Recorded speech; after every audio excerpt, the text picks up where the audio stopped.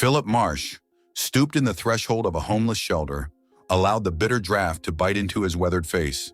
The chilled air, laced with a scent of damp earth and rotting leaves, revived the slumbering echoes of a time when water had been his world and his tormentor.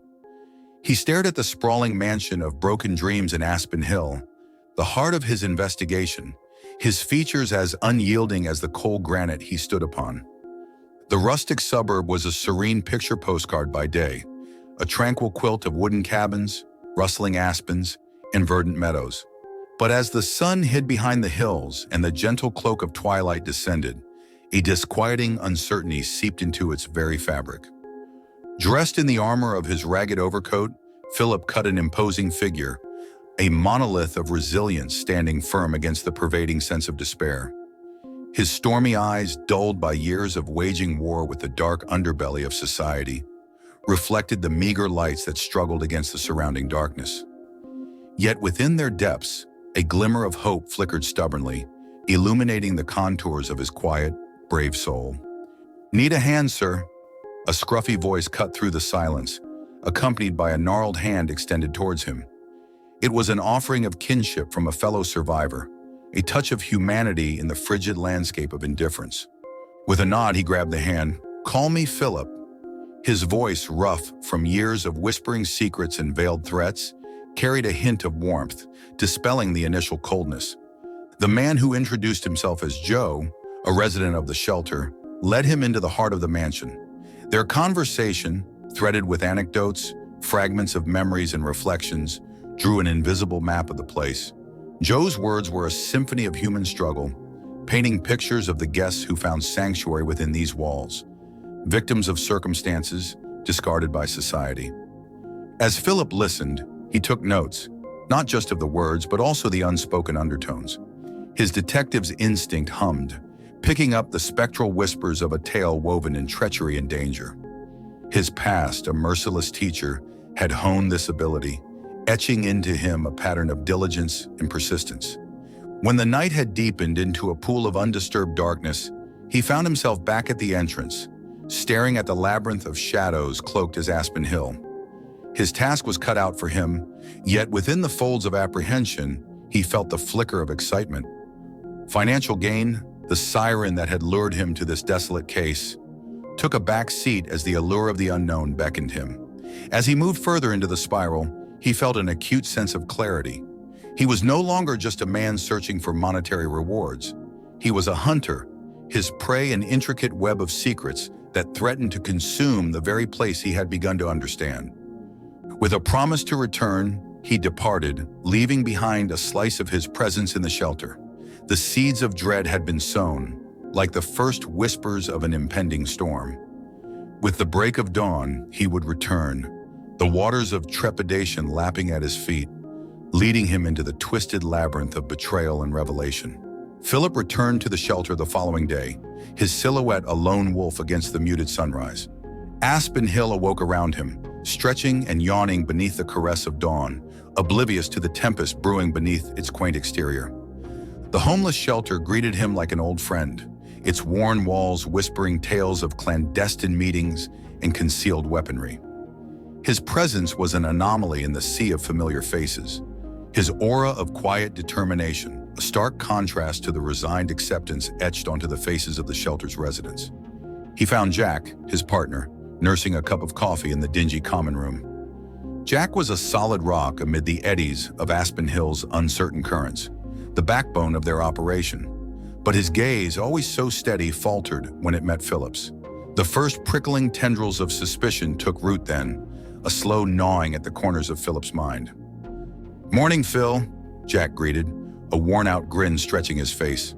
His voice echoed off the peeling wallpaper, a jarring note in the room's taciturn symphony. Philip nodded, offering a tight smile. The silence stretched between them, laden with unanswered questions and unvoiced suspicions. As the day wore on, the melody of their partnership grew discordant, the rhythm disrupted by the crackling static of mistrust. Their investigation led them to a hidden room in the shelter's basement, the underbelly of the beast. The room was an unholy shrine of illegal armament, a testament to the corruption thriving beneath the veneer of charity. As they traced the threads of deceit, the fabric of their partnership began to unravel. Jack's demeanor took on a sinister hue under the flickering bulb, his features cast in sharp relief. Shadows nestled in the crevices of his face, hiding the man. Philip thought he knew.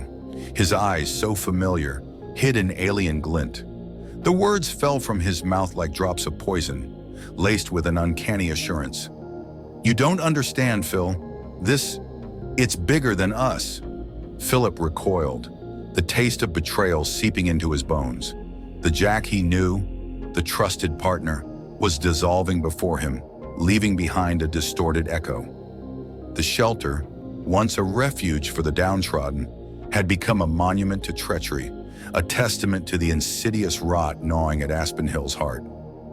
As the sun dipped below the horizon, he found himself alone in the belly of the beast, the scent of betrayal tainting the air. He stood amidst the chaos, the flickering light casting long, stretching shadows that seemed to reach for him, clawing at his sanity.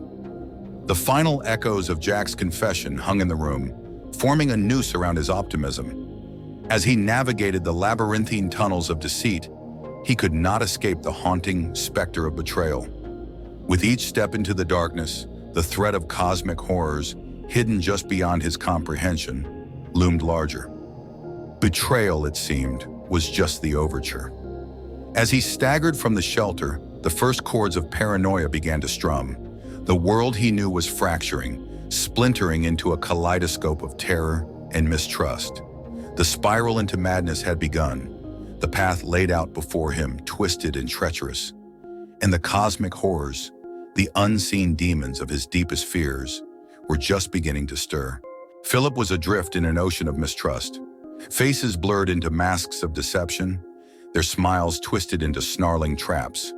The once comforting silence of Aspen Hill had become a tormenting quietude that echoed with lurking horrors.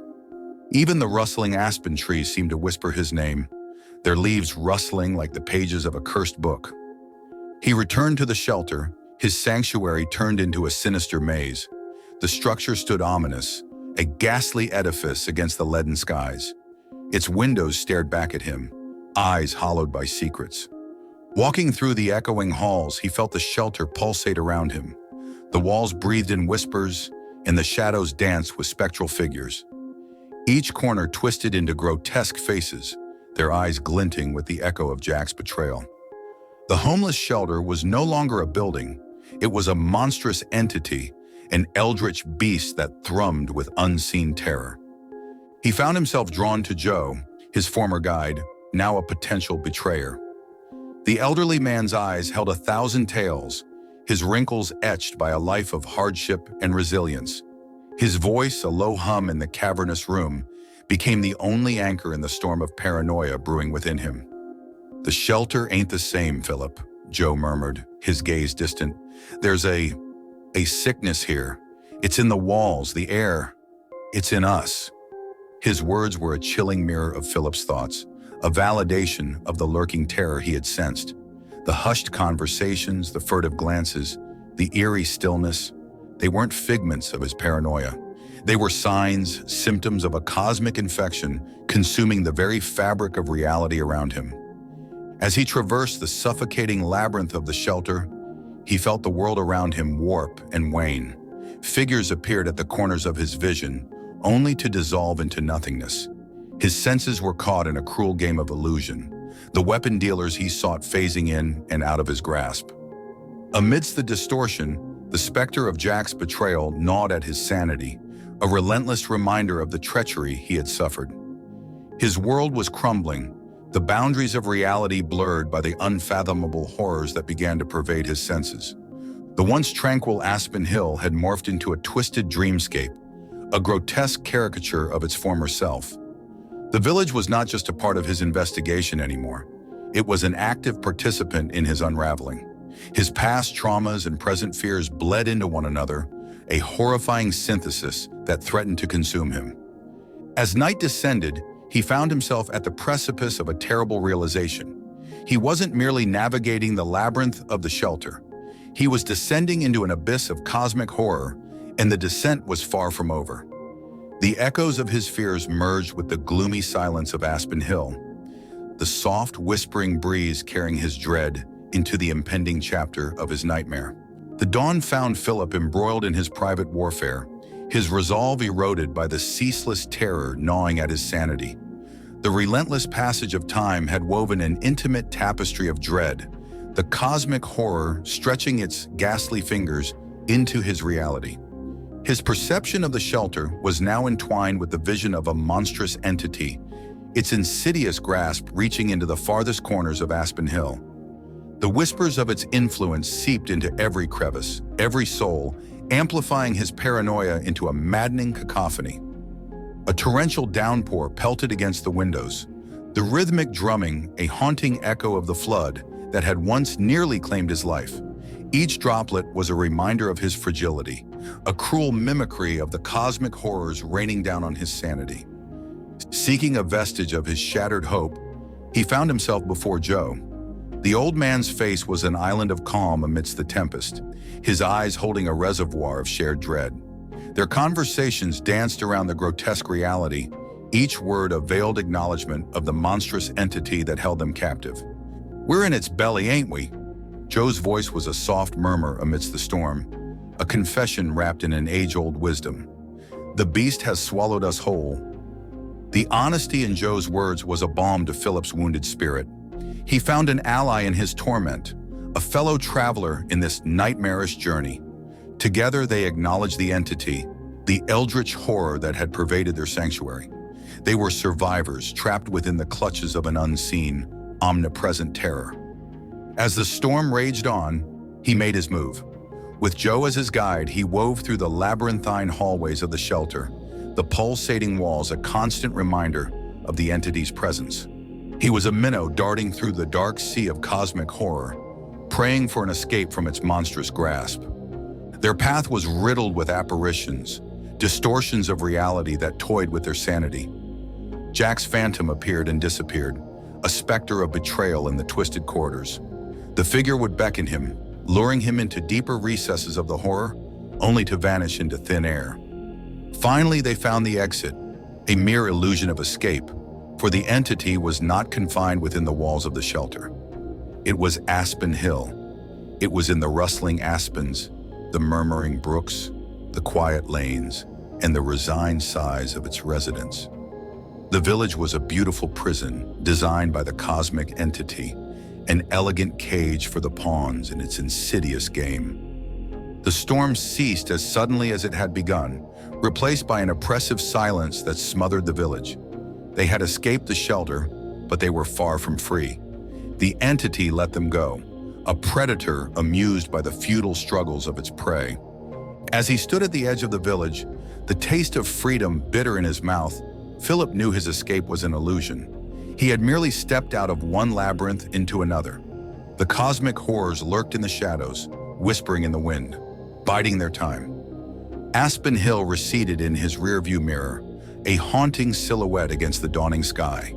The road stretched before him, leading him away yet holding him captive. His past, present, and future intertwined in the rearview reflection of the village, a terrifying memento of the cosmic horrors that still lay in wait, silently marking the continuation of his never-ending journey into the abyss. Thank you for tuning in. If you enjoyed our content, show your support with a like and subscribe, and stay notified by hitting the bell icon. Expect more cosmic horror from Eldritch Tales Factory, and feel free to explore our other stories. See you in the next video.